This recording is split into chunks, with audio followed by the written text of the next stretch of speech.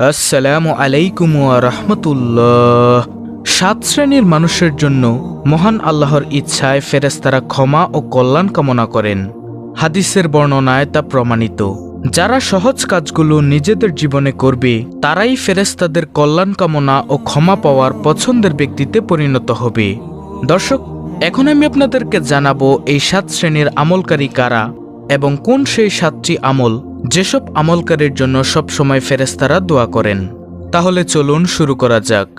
নম্বর 1, অজু করে ঘুমানো ব্যক্তি, অর্থাৎ অজু করে ঘুমালে ঘুম মানুষের ক্লান্তি দূর করে।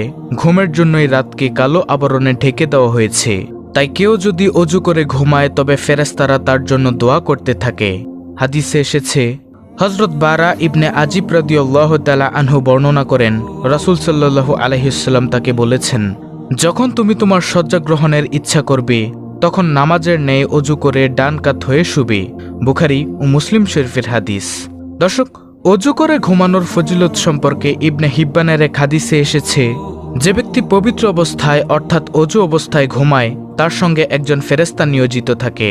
এরপর সে ব্যক্তি ঘুম থেকে জাগ্রত হওয়ার সঙ্গে সঙ্গে ফেরেশতাটি আল্লাহর সমীপে প্রার্থনায় বলতে থাকে, হে আল্লাহ, তোমার অমুক বান্দাকে তুমি ক্ষমা করে দাও, কেননা সে পবিত্র অবস্থায় ঘুমিয়েছিল। ইবনে হিব্বান। তাহলে প্রিয় দর্শক, প্রথম নম্বর আমলটি হলো অজু অবস্থায় ঘুমালে। দর্শক, যেসব আমলকারীর জন্য ফেরেশতারা দোয়া ও কল্যাণ কামনা করে তার দ্বিতীয় নম্বরে হলো নামাজের জন্য অপেক্ষা করলে। পবিত্র কোরআনুল কারীমের ঘোষণা হলো, নিশ্চয় বিশ্বাসীদের জন্য নির্ধারিত সময়ে নামাজ আদায় করা আবশ্যক। আর এক ওয়াক্ত নামাজ পড়ার পর পরবর্তী ওয়াক্ত নামাজ পড়ার অপেক্ষায় থাকা অনেক সওয়াবের কাজ। যাদের অন্তরে এই অপেক্ষা থাকে তাদেরকে মসজিদের সঙ্গে অন্তরে বেঁধে রাখা মুসল্লি হিসেবে আখ্যায়িত করা হয়। তাদের প্রসঙ্গে হাদিসের ঘোষণা এমন, হযরত আবু হুরায়রা রাদিয়াল্লাহু তাআলা আনহু বর্ণনা করেন, রাসূলুল্লাহ সাল্লাল্লাহু আলাইহি ওয়াসাল্লাম বলেছেন, যতক্ষণ বান্দা নামাজের স্থানে বসে নামাজের জন্য অপেক্ষা করতে থাকে ততক্ষণ সে নামাজেই থাকে। আর ফেরেশতাগণ বলতে থাকেন, হে আল্লাহ, তাকে করুণা করুন। এভাবে ফেরেশতাগণ দোয়া করতে থাকেন বান্দা যতক্ষণ না পর্যন্ত নামাজের স্থান ত্যাগ করে। বুখারী ও মুসলিম শরীফের হাদিস। তারপরে প্রিয় দর্শক, যেসব আমলকারীর জন্য ফেরেশতারা কল্যাণ ও দোয়া কামনা করতে থাকে তার মধ্যে তৃতীয় নম্বরে হলো প্রথম কাতারে তাকবীরে উলার সঙ্গে নামাজ পড়লে। ঘরে একা একা নামাজ পড়ার চেয়ে জামাতের সঙ্গে নামাজ আদায় করা 27 গুণ বেশি সওয়াব। তাছাড়া প্রথম কাতারে দাঁড়িয়ে তাকবীরে উলার সঙ্গে নামাজ পড়ার ফজিলত আরও বেশি।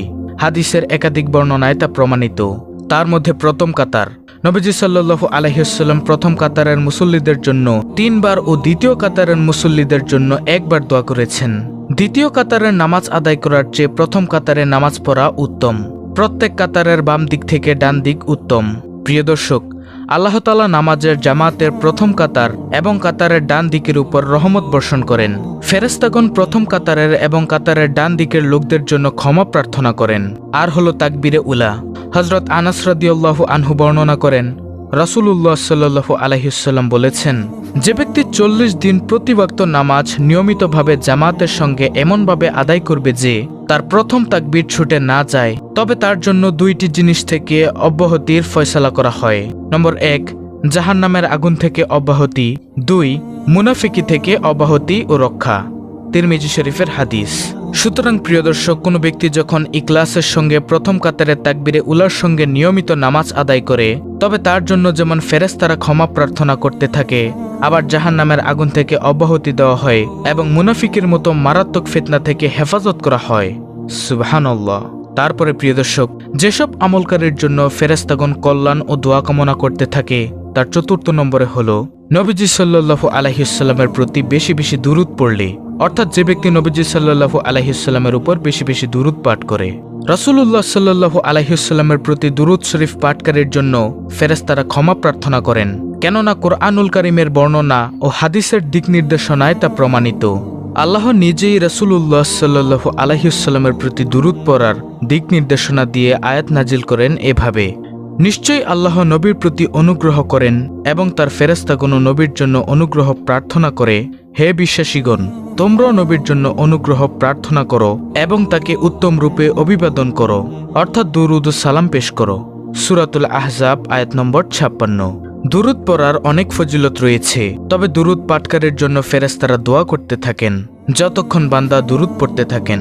হাদিসে পাকে এসেছে, হযরত আমের ইবনে রাবিয়াহ রাদিয়াল্লাহু আনহু বলেন, আমি প্রিয় নবী সাল্লাল্লাহু আলাইহি ওয়াসাল্লামকে খুতবার মধ্যে কথা বলতে শুনেছি যে ব্যক্তি আমার উপর দুরূদ পাঠ করে, যতক্ষণ সে দুরূদ পাঠ করে ততক্ষণ ফেরেশতারাও তার জন্য দোয়া করতে থাকে। সুতরাং বান্দার ইচ্ছা সে দুরূদ বেশি পড়বে নাকি কম পড়বে। এছাড়াও দুরূদের রয়েছে অনেক ফজিলত। রাসূলুল্লাহ সাল্লাল্লাহু আলাইহি ওয়াসাল্লাম ইরশাদ করেছেন, যে ব্যক্তি আমার উপর দুরূদ পাঠ করবে তার জন্য আমার সুপারিশ অবধারিত হয়ে যাবে। তাবরানী শরীফের হাদিস। রাসূলুল্লাহ সাল্লাল্লাহু আলাইহি ওয়াসাল্লাম বলেছেন, কিয়ামতের দিন ওই ব্যক্তি আমার সবচেয়ে নিকটবর্তী হবে যে আমার উপর সবচেয়ে বেশি দুরূদ পড়েছে। তিরমিজি শরীফের হাদিস। প্রিয় নবী সাল্লাল্লাহু আলাইহি ওয়াসাল্লাম আরও বলেছেন, যে ব্যক্তি আমার উপর একবার দুরূদ পড়বে আল্লাহ তাআলা তার উপর 10টি রহমত নাজিল করবেন, তার 10টি গুনাহ ক্ষমা করে দিবেন এবং 10টি রহমতের দরজা খুলে দেওয়া হবে। তাহলে গেল 4 নম্বর আমল।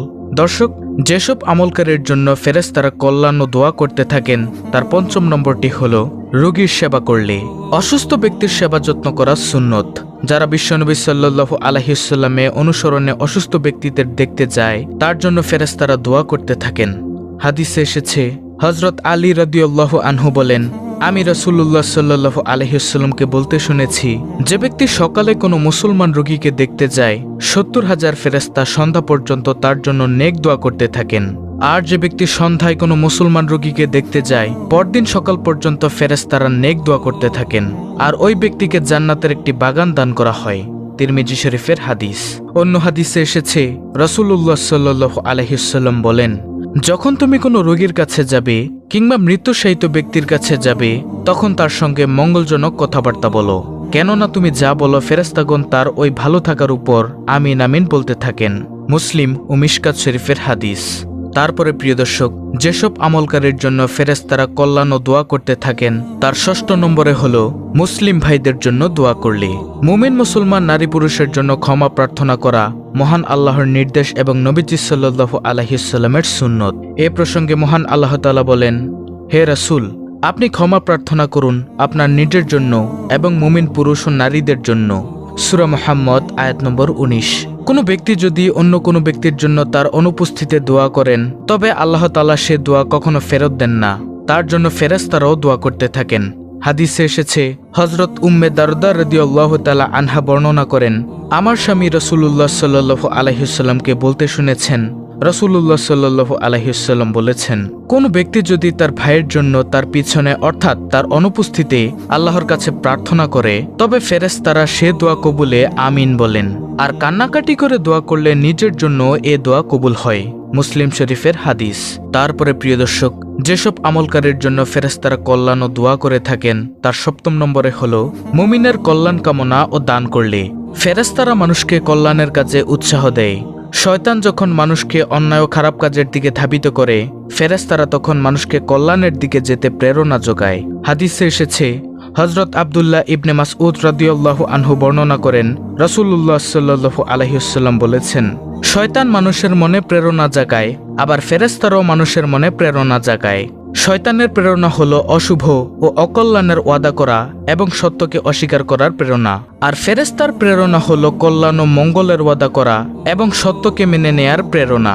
অতঃপর তিনি পবিত্র কুরআনে বলেন, শয়তান তোমাদেরকে অভাব অনটনের ভীতি দেখায় এবং অশ্লীলতার আদেশ দেয়, পক্ষান্তরে আল্লাহ তোমাদের নিজের পক্ষ থেকে ক্ষমা ও বেশি অনুগ্রহের ওয়াদা করেন। আল্লাহ প্রাচুর্যময়, সুবিজ্ঞ। সূরা বাকারা আয়াত নম্বর 268।